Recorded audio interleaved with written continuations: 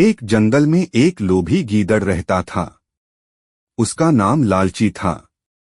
वह गीदड़ बहुत ही धूर्त और चालाक था और हमेशा कुछ न कुछ नया तरीका सोचता रहता था जिससे वह आसानी से खाना पा सके। उसके मन में यह हमेशा ख्याल रहता कि वह बिना मेहनत के ज्यादा से ज्यादा खाना पा सके। एक दिन लालची गीदड़ जंगल में घूम रहा था। चलते चलते उसे किसी जानवर की मरी हुई लाश मिली। वह बहुत खुश हुआ और तुरंत उस पर टूट पड़ा। उसने खूब सारा मांस खा लिया, लेकिन उसका पेट अभी भी पूरी तरह से नहीं भरा था। तभी उसे थोड़ी दूर पर एक गांव दिखा।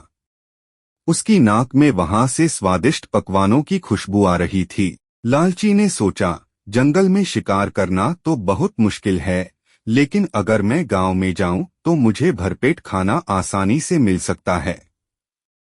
यह सोचकर लालची गीदड़ गांव की ओर चल पड़ा।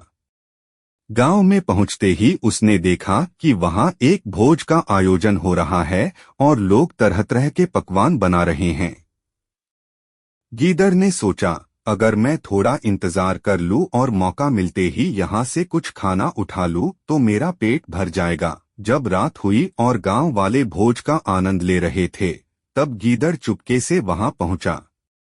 उसने देखा कि एक बड़े मटके में खीर भरी हुई थी। खीर की खुशबू से उसका मन ललचा गया और उसने सोचा, बस यही मौका है।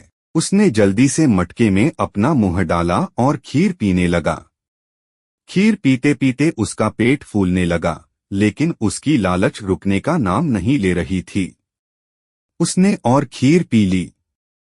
उसके बाद जब वह वहां से भागने की कोशिश कर रहा था, तो उसकी हालत ऐसी हो गई थी कि वह चल भी नहीं पा रहा था। पेट का बोझ इतना बढ़ गया था कि वह कुछ कदम भी नहीं चल पा रहा था। इसी बीच गांव वालों में से एक ने उसे देख लिया और शोर मचा दिया, अरे देखो, यहाँ एक गीदड़ है। यह सारा खाना खा रहा है। गांव के लोग दौड़ते हुए आए और उसे पकड़ लिया।